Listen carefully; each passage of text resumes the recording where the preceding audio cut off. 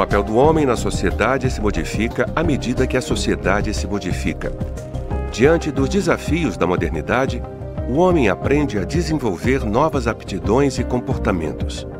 Mas quando esse processo de adaptação não encontra um equilíbrio, surge o sofrimento.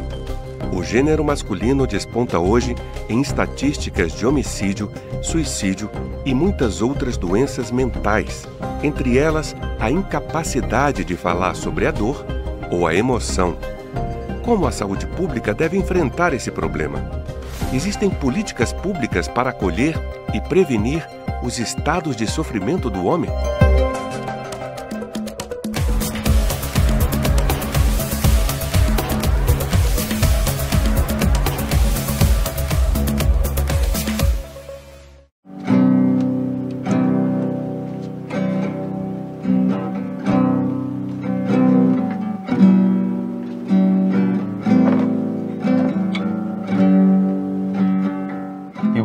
Que ser homem era uma necessidade de se fazer homem de alguma forma.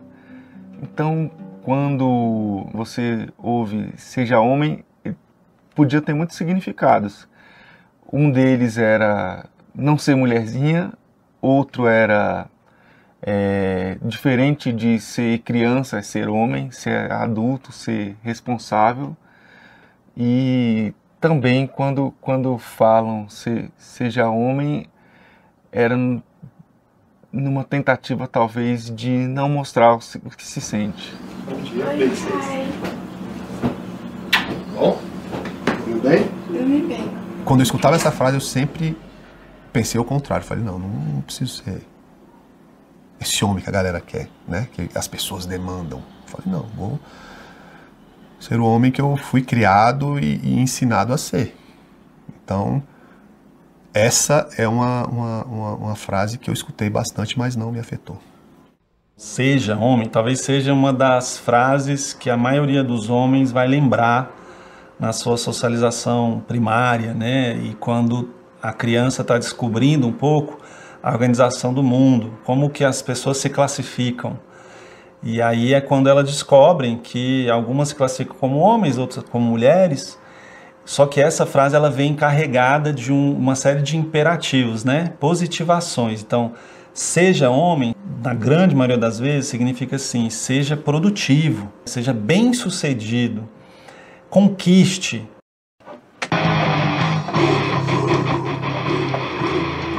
A crise da masculinidade aconteceu quando eu era autônomo e estava trabalhando muito e não conseguia dar conta de todas as contas de casa. Eu estava casado com 3 filhos, com prestação de casa, com aluguel, tocando um negócio.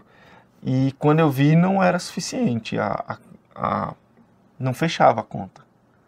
Não fechava a conta e eu sentia que eu não poderia recorrer a ninguém e não deveria recorrer a ninguém.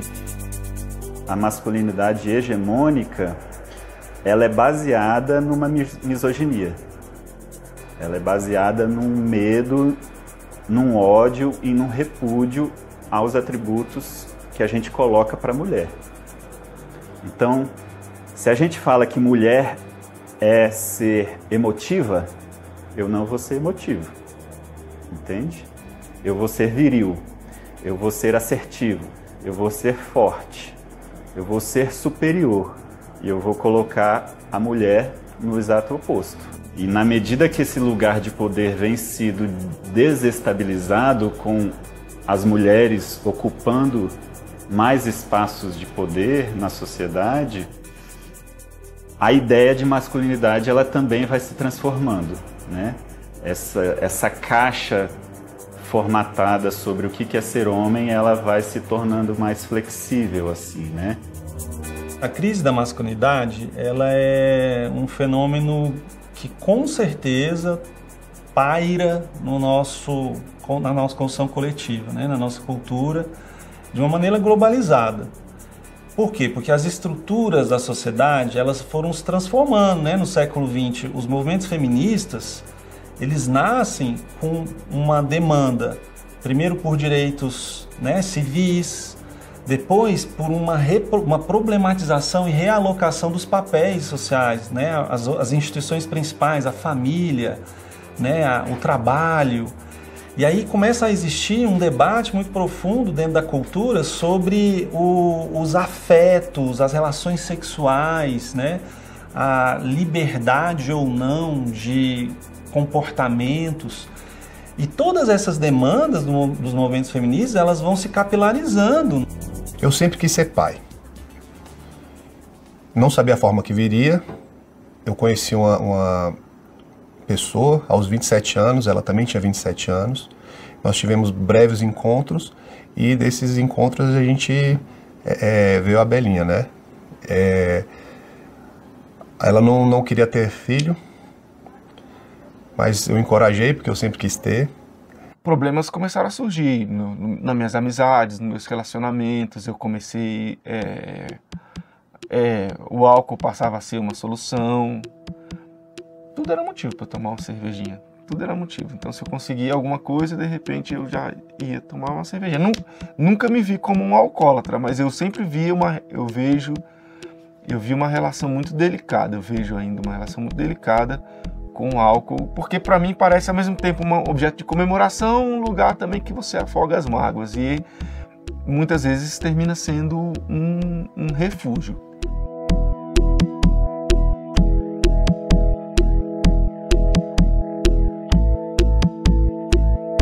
É muito importante a gente recorrer ao conceito de masculinidade hegemônica, que foi desenvolvido pela Rennie Connell. Em geral, o modelo hegemônico convoca, por exemplo, a violência como uma linguagem naturalizada. O modelo hegemônico convoca uma assunção daqueles papéis de gênero e sexualidade bem cis-heteronormativos. O modelo hegemônico convoca uma expressão autocentrada, individualista, totalmente individualista e fundada nas suas próprias necessidades individuais. O homem, na nossa sociedade, ele vive numa dupla experiência, né? Porque nós gozamos do privilégio de ser homem, de toda a estrutura patriarcal que é formada para colocar a gente nesse privilégio, financeiro, social, simbólico, físico, emocional e por aí vai. Mas isso tem um preço.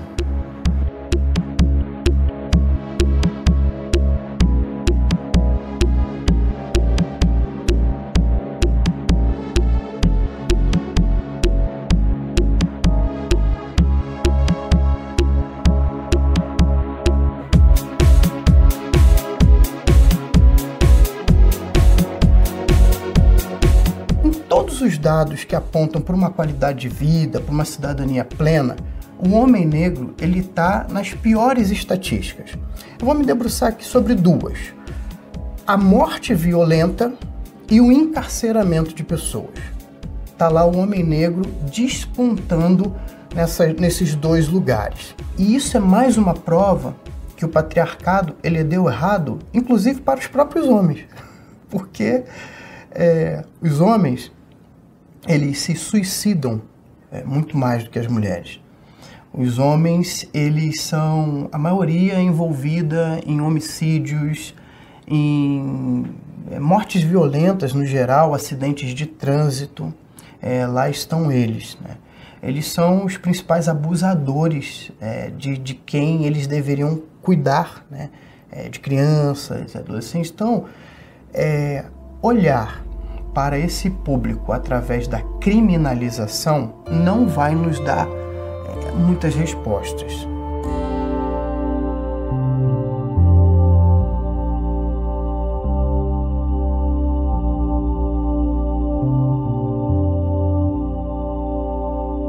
Ela ficava na casa dela com a bebê, eu ficava na minha, eu ia todo dia lá. E chegou um determinado momento que ela não tinha dado nenhuma vacina, não estava fazendo a alimentação correta. Eu falei, não, então manda ela lá para casa, porque a gente, com o suporte da minha mãe, eu vou fazer o melhor que eu posso, né? Eu vim buscar terapia muito tempo depois. Não era nenhuma possibilidade buscar ajuda, nem terapêutica. Porque até as que querem te ajudar falam, pô, ele não pede ajuda, então não precisa de ajuda. E as pessoas vão se afastando, inclusive a sua cônjuge, os seus filhos, talvez menos, mas eles passam a não contar mais com você para algumas coisas. Eu lembro de um aniversário do meu filho que eu perdi porque eu estava trabalhando, tão afogado nessa coisa de tentar ser suficiente. Na clínica, com homens, é muito comum que a gente ensine a dar nome a sentimentos. O que é isso que você está sentindo? Fala, erre. A gente fala muito do silenciamento emocional dos homens, assim, né? Esse lugar de poder que o homem ocupa leva ele a ter que silenciar sobre seu mundo interno.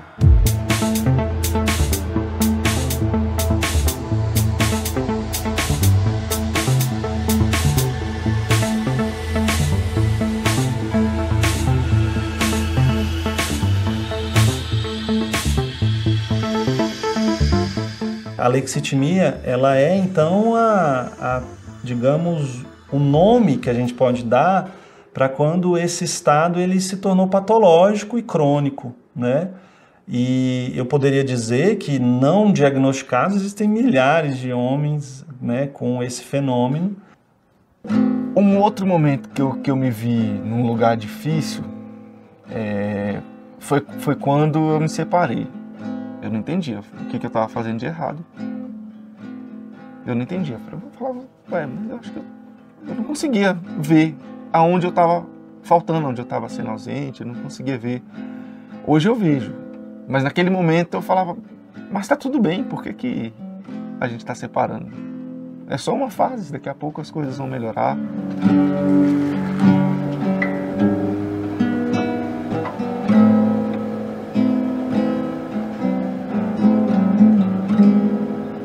Quando a Bela chegou, eu tive a licença paternidade, só que ela não atende, né? O que eu fiz para resolver esse problema? Foi uma oportunidade que apareceu e eu usufruí. A minha empresa, na época que eu trabalhava, era uma empresa terceirizada e de tempos em tempos terminava os contratos, aí você era demitido, era contratado em outra empresa. Aí eu tinha um FGTS bom e quando eu fui demitido dessa empresa, eu falei, vou ficar em casa. Até esse dinheiro acabar, depois eu tenho meus contatos, meus amigos e depois eu volto pro mercado aí, sem problema nenhum.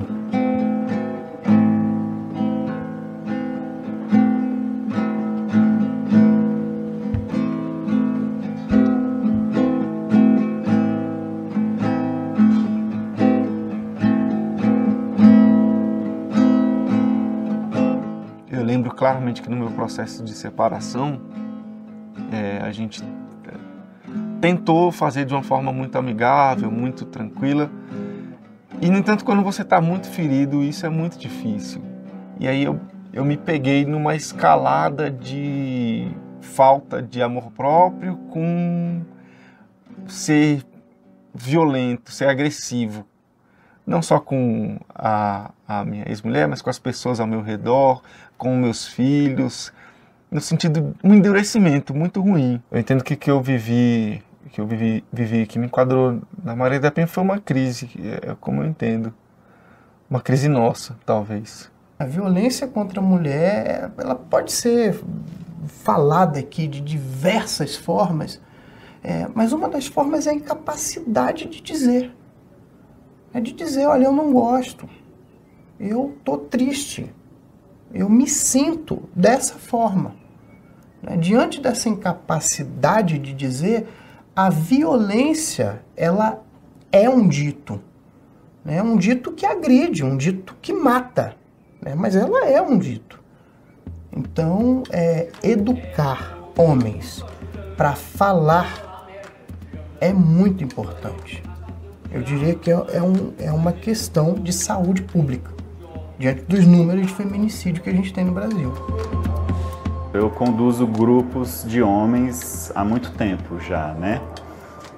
E a grande dificuldade do homem é exatamente estar num ambiente com outras pessoas onde ele vai ser exposto a falar ou a revelar, a expor a sua subjetividade. Então, são homens muito diferentes também entre si, né? Mas que às vezes, caramba, aquele cara que eu achava que é tão diferente também está vivendo uma coisa que eu também vivo. E ele está tendo uma resposta diferente para aquele drama que ele está vivendo. Talvez eu também possa ter uma resposta diferente para o meu drama. Olha só, ele está triste e ele chorou. Talvez eu também possa me permitir chorar. Entende? Ou talvez eu possa me permitir falar sobre, né? Eu sabia que eu estava errado. Eu já sabia. Eu entendo que foi importante a intervenção jurídica porque pôs um ponto final. Perceber isso, acho que me permitiu voltar de novo uns passos para trás e tentar falar, pô, peraí, o que eu estou fazendo de errado? Eu entendo que ela foi muito generosa comigo quando ela percebeu que ela também era uma pessoa que estava participando de violências e chegou para o juiz e falou, não, eu quero retirar o que aconteceu.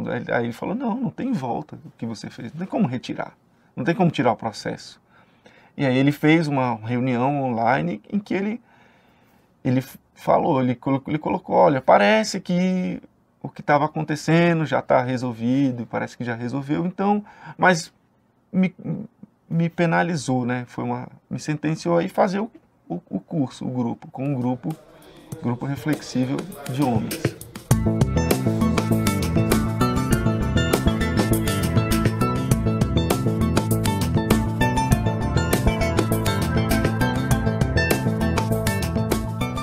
Eu sinto que um primeiro passo é a gente flexibilizar, amolecer esse padrão, sabe? Afrouxar um pouquinho essa caixa e abrir espaço para outras formas de existências de homens e de mulheres imediatamente também. A gente flexibiliza esses dois papéis. Então eu posso ser um homem que eu tenho também coisas que socialmente a gente colocou para a mulher. Eu sou um homem que eu posso também ser emotivo. Eu sou um homem que eu não preciso ser assertivo sempre. Eu não preciso ser provedor, eu não preciso ser viril. Eu posso sair desse ideal e dessa caixinha. E no primeiro dia que eu cheguei no curso, eu entendi que aquilo seria muito importante para mim. Então, o curso, salvo engano, foram 8 encontros, 8 segundas-feiras à tarde. Tinha dia que a Denise desistia da gente. Eu falava, não, galera, desse jeito não dá. Porque quando junta um monte de homem, a gente vai falar besteira, vai sair besteira. Dificilmente, se não tiver uma pessoa para dar o norte, a gente ia falar do futebol, a gente ia falar da gasolina alta, a gente ia falar de qualquer coisa, menos do cerne do que é ser homem. É preciso perceber que você também é culpado das suas atitudes. Você também é responsável pelas suas atitudes. Nem tudo é só reação. Que elas deixam isso muito claro e a gente tem essa percepção de que é uma história que você constrói junto com o outro, seja no seu trabalho, seja na sua casa, seja nas suas relações de amizade, seja nos seus afetos. Eu, como pai, fui muito dedicado. Eu sou assim, sempre fui. Só que com a Bela, até um certo ponto, eu consegui fazer só isso e no meu coração eu achava que estava ok, mas quando ela foi crescendo e se expressando, ela começou a demandar de mim isso verbalmente, né? Tanto para terapeuta quanto para mim mesmo. Ela chega de vez em quando, ela dá umas abafadas assim, de que eu não sou carinhoso. Então isso, como eu sou muito observador de mim mesmo, eu comecei a ver que isso era uma verdade. E não só com ela, né? Com outros pares de vida, com minha mãe, com a minha esposa. A Roda de Conversa de Homens Negros de Brasília é um grupo que eu estou mais próximo, né? E ela nasceu de uma necessidade de homens negros conversarem entre si, conversando sobre temas muito complexos, como amor afrocentrado, saúde do homem negro, paternidade, ancestralidade. Então, já tem seu feito aí, né, muito bonito, né? Esses homens, assim, o que acontece ali a partir dessa troca, essa educação, né, essa educação que eu te falei, de aprender a dizer, aprender a conversar, aprender a ser questionado, eu diria assim, mais vida para esses homens. Tem uma questão em termos de políticas públicas que, ao meu ver, ela é central, que é a questão da saúde masculina de um modo geral. Isso a gente não pode negar, né, que dentro dos indicadores de mortes por causas evitáveis, né, e também mortes derivadas de alguns adoecimentos que poderiam estar ligados a comportamentos ditos masculinos, como, por exemplo, drogadição, alcoolismo, e o próprio suicídio, né, que hoje os homens no mundo de um modo geral tendem a se matar muito mais do que as mulheres, embora a gente tenha um indicador de que as mulheres são muito mais diagnosticadas com depressão do que homens, né? Todos esses indicadores, todas essas tendências demonstram que a gente precisa construir, em termos de políticas públicas, processos de conscientização, inclusão, especialmente de homens de camadas populares, nessa dimensão do cuidado.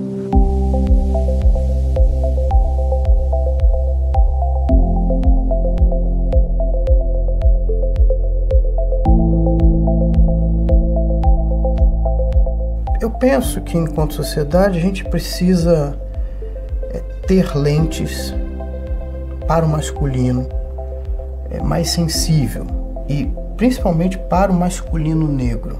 A gente precisa desse olhar porque esse é um primeiro passo de sensibilidade, de não naturalizar as novas faces do colonialismo e de novos modelos escravocratas que estão em curso hoje.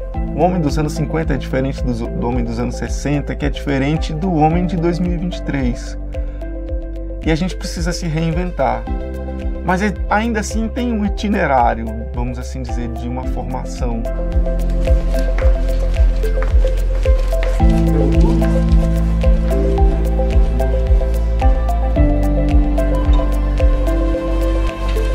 A Bela, ela trouxe essa observação a mais para mim. Então eu muitas vezes tenho que parar, não, tenho que... Ainda é muito racional para mim, sabe?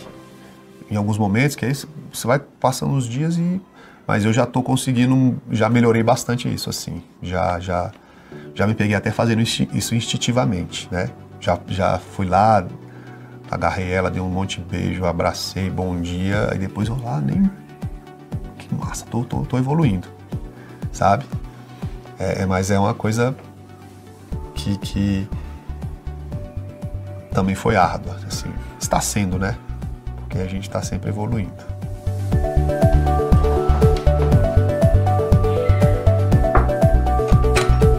Bom dia, galera. Vocês dormiram bem? Pelo menos alguém não ficou pipocando na minha cama, né?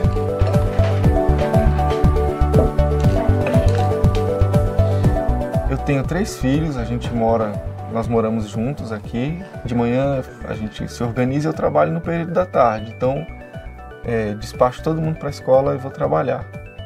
E chego depois de todo mundo já estar em casa, organizando para outro dia novamente. A mãe deles me ajuda, me auxilia, busca na escola quando precisa, leva para o futebol também. Mas eles também têm uma certa autonomia, estudam perto.